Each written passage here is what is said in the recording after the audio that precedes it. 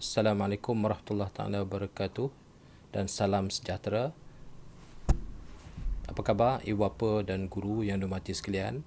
Pertama, saya nak ucapkan terima kasih kerana telah membeli buku bacaan aku dan Read Easy sebagai buku awal untuk ajar anak membaca.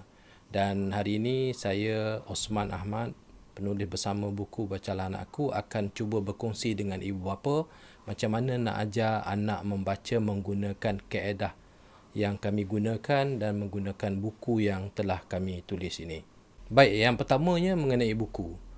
Buku bacaan aku ni ada 8 buah dalam satu set, sekali dengan kad-kad huruf dan juga buku panduan dan beberapa risalah panduan.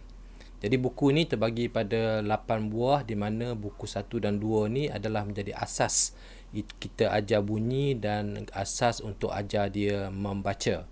Buku 3, 4, 5 ni adalah untuk melancarkan kemahiran dia. Buku 6 untuk melatih dia menggabung satu lagi bunyi dan seterusnya. Dan buku 7 dan 8 ni untuk menggabung membaca perkataan-perkataan yang lebih panjang termasuklah digraf dan diftong. Mengenai Read Easy ni terbagi kepada 3 level. Satu beginner level, ada 8 buah buku bersama dengan kad-kad huruf. Yang kedua intermediate level, ada 2 buah buku, dan yang ketiga advanced level. So bahasa Inggeris ni dia lebih kompleks, lebih banyak bunyi dan kita kena ajar secara sistematik. Jadi kami dah bagikan kepada beginner yang asas, yang intermediate yang logik dia lain sikit, dan yang advanced dia ada banyak bentuk ejaan. Baik, yang pertama saya nak kongsi dengan ibu bapa pasal kaedah fonik. Apa itu kaedah fonik? Dalam bahasa yang mudah, fonik ni maknanya bunyi. Kalau dalam bahasa Inggeris, it means sounds. Jadi bila kita cakap tentang kaedah fonik, kita bercakap tentang satu cara kita nak ajar membaca berdasarkan bunyi. Kenapa kita nak ajar berdasarkan bunyi? Okay, yang pertamanya ialah perkataan ni sebenarnya terbina daripada bunyi-bunyi. Cuba kita tengok perkataan ini. Cuba sebut. Ani, betul. Kita sebut ani. Jadi yang keluar dari mulut kita tu adalah bunyi a. Bukan nama huruf a. Tapi yang keluar ialah a. An, n. Ada bunyi n. Kemudian last sekali i. Ani. Jadi perkataan ani ni sebenarnya terbina daripada bunyi-bunyi. Cuba tengok satu lagi contoh ni. Abang. Ya, betul, abang. Ada bunyi a, ada bunyi b, ada bunyi a dan di belakang sekali. Bunyi tu diwakili oleh ejaan ng. Tapi yang kita sebut bukan ng, tapi yang kita sebut ialah abang.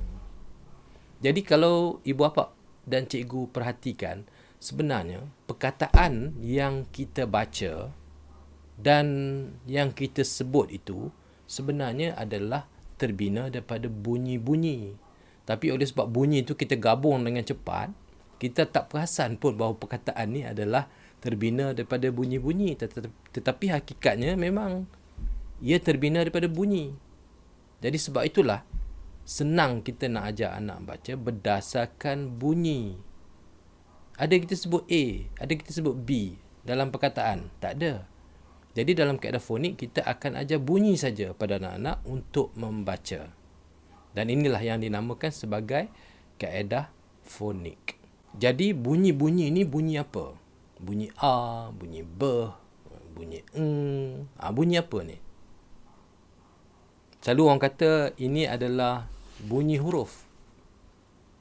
Nah, huruf ni ada nama. Nama dia A. Tapi bunyi dia A. Jadi dalam kaedah fonik kita akan ajar bunyi A. Jadi A tu bunyi apa? Okay. Bunyi A ni adalah sebenarnya bunyi dalam bahasa pertuturan. Bila kita bertutur, itulah bunyi yang keluar daripada mulut saya. Bunyi dalam bahasa pertuturan. Apa tu bunyi bahasa pertuturan? Inilah bunyi yang kita keluarkan masa kita kecil lagi. Ingat tak masa kecil kita nangis, ada bunyi Kita nangis, ada bunyi a. Kemudian kita duk main bibir, ada bunyi b. So inilah bunyi yang kita tuturkan masa kecil lagi. Dan daripada situlah bunyi-bunyi nanti akan digabungkan dengan a, jadi ma, mama, baba, dada, nana. Inilah bunyi-bunyi awal yang kita sebut. Dan bunyi-bunyi ni bila digabungkan nanti jadi perkataan.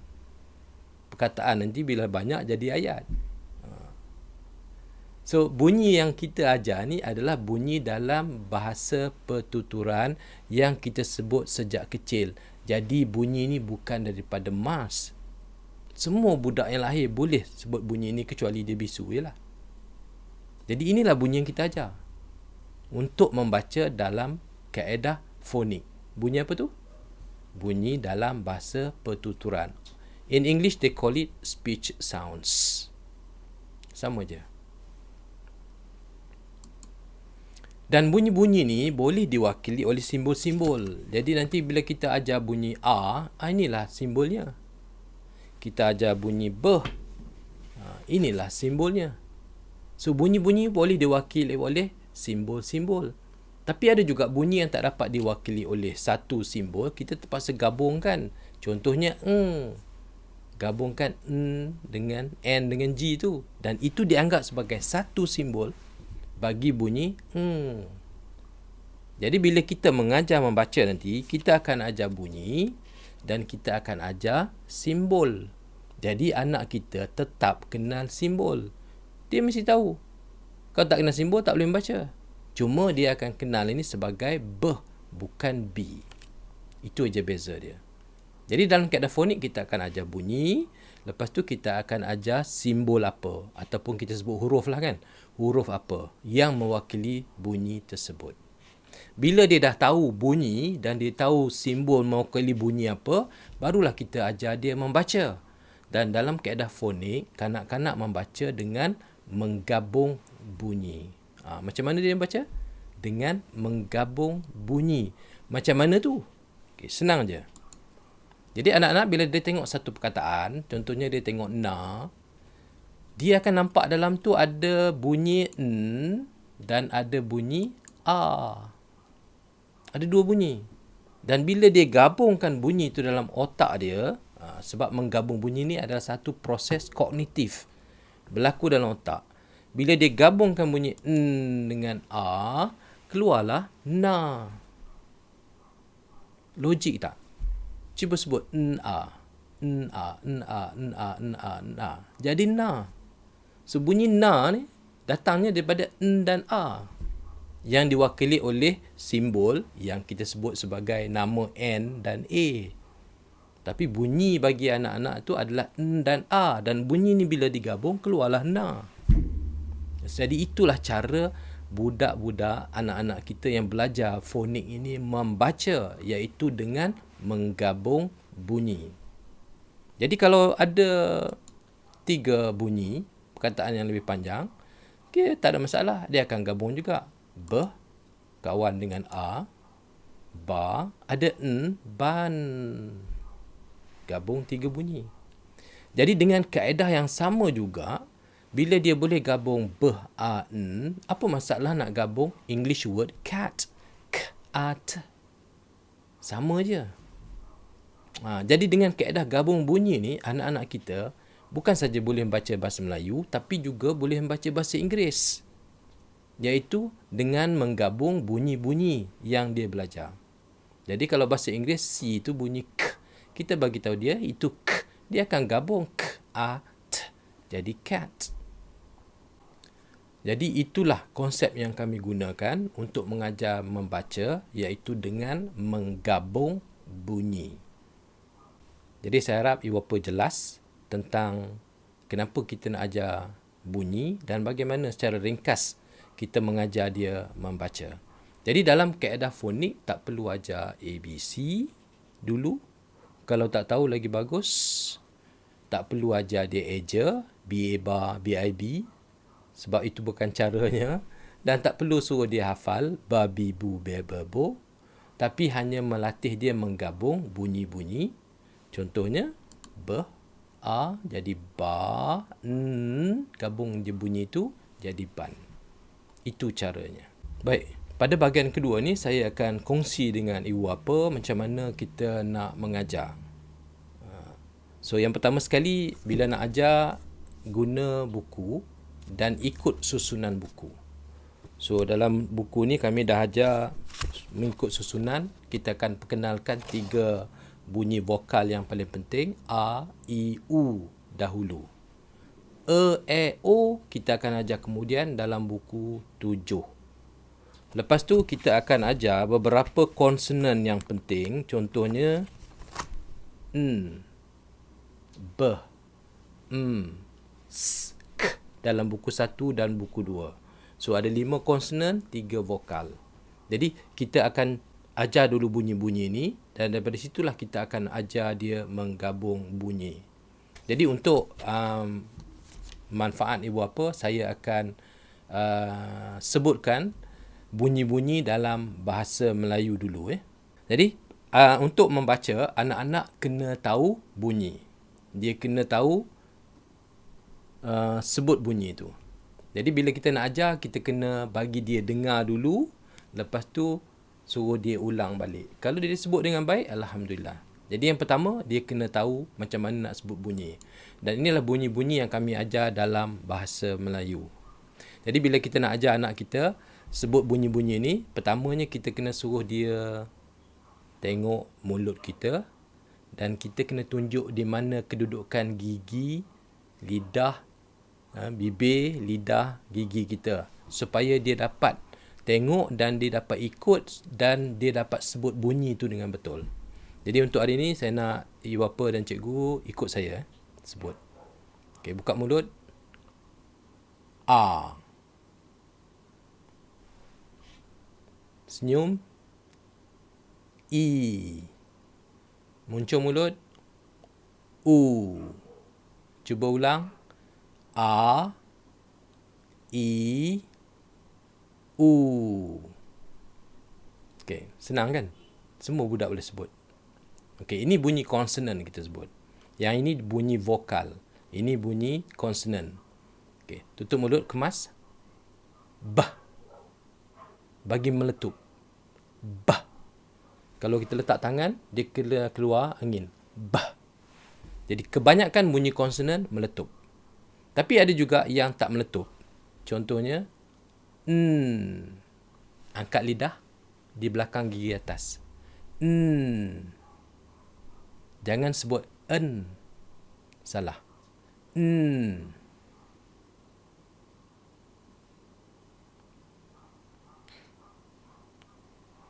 Seterusnya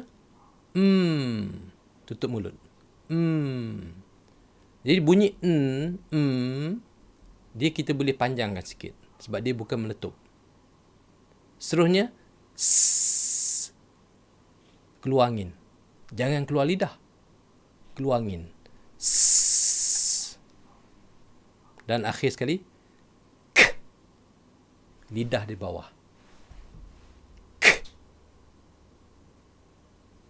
Meletup. K. So ulang balik. Bah. N. M. S. K. Okay. Senang je bunyi ni. Seterusnya, lidah di atas. Jangan keluar. Belakang gigi atas. T. Kasih meletup. T. Cuma bahasa Melayu dia tak meletup sangatlah. Dia bunyi t aja. Tapi saya suka ibu bapa ajar anak sebut t. Sebab dia bagus untuk bahasa Inggeris. Seterusnya. C. Macam tu sikit. Mulut macam tu. C, c, c. Seterusnya. Yeah. Yeah. Kadang-kadang ada orang ajar bunyi yi pun okey juga. Seterusnya, tutup mulut tapi jangan kemas.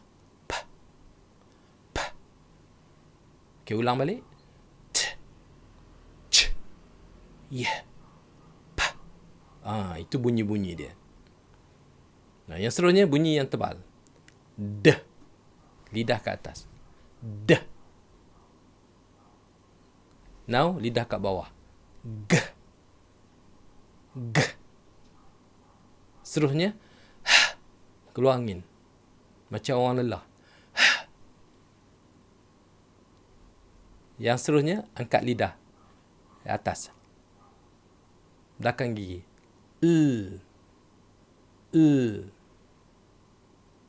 Dekat lelangit tu. Jangan sebut tak mau. Ada orang ajar lah. Kita suka dan yang akhir sekali, budak-budak ramai yang tak boleh sebut pada peringkat awal umur mereka.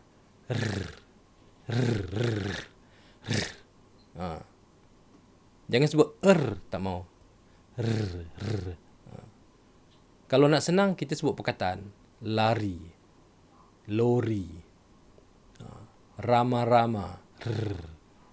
Okey, ulang balik. D. G.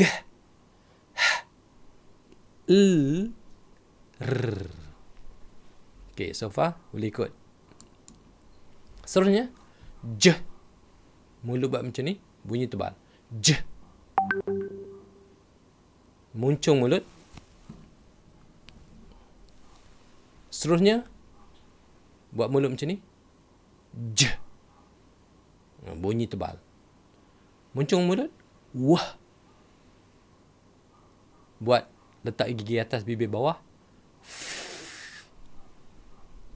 Macam rabbit. Dan akhir sekali, zzz. Bunyi tebal. Buzzing. Okey, ulang. J. Wah. F. Z. So, ini bunyi-bunyi dalam bahasa Melayu. Dan ini lagi 3 vokal yang kita akan ajar. O. Bukan O. O. Esok. Bukan esok. O. Ya, yang warna merah ni, bunyi dan yang warna biru ni bunyi Nama huruf ni huruf I, tapi bunyi dia Jadi dalam buku kami akan birukan bunyi pada peringkat awal. Yang merah bunyi Yang bulat tu O. Boleh ikut? It's good. Now, ini disebut sebagai digraph. Bunyi yang diwakili oleh 2 simbol. Tapi kita mengajar nanti, kita akan tunjuk kedua-dua simbol ini dan kita tunjuk dia sebagai satu simbol. Yang pertama, untuk bunyi dengung sikit. Yang ini nyah. Nyah. Yang ini shh. Dan ini dalam tekak ni. Cuba ulang. Nyah. Shh. Boleh ikut? Okay, good. Yang ini kita sebut sebagai deretan vokal ataupun vokal duduk sebelah-sebelah. Dan bagi kita, untuk anak-anak ni, hanya tak latih dia supaya dia boleh gabungkan 2 bunyi vokal. Supaya dia tak sebut AU. Bukan AI. Tapi AU. Cuba sebut. AU. AI. So, bunyi yang pertama tu panjang sikit. Bunyi kedua dimasukkan ke dalam tu. AI. Iya. Iu. Ua. Ui. Iu. Oi. Oi. Amboi. Dah pandai sebut bunyi. Itulah bunyi-bunyi yang kami ajar dalam Bacalah Anakku. Dan daripada jumlah ini, ada 21 bunyi sama dalam bahasa Inggeris. Contohnya bunyi B. Bahasa Inggeris pun B. Melayu pun B. Contohnya G. English pun G. Biasanya. Contohnya apa lagi? L. English pun ataupun l. Jadi ada 21 bunyi ni sama dalam bahasa Inggeris. Jadi kalau anak dah belajar bunyi-bunyi dalam bahasa Melayu nanti, yang 21 ni tak payah ajar. Biasanya dia dah tahu. Kita ajar yang berbeza saja. So hari ni saya hanya sebut bunyi-bunyi dalam bahasa Melayu, dan untuk bunyi bahasa Inggeris nanti saya akan bagi link untuk ibu bapa boleh akses supaya dapat dengar macam mana nak sebut. Sebab banyak sikit. Jadi dalam mengajar membaca ni, pertama kita kena ajar bunyi. Jadi kalau buku 1 ni kita nak ajar bunyi A, kita bagi tahu hari ni cikgu nak ajar satu bunyi. Dengar elok. Bunyi apa awak dengar? Kalau dia kata dia sebut bunyi A, baguslah. Itu je. Bagi dia dengar dulu. Lepas tu dia boleh sebut balik bunyi tersebut.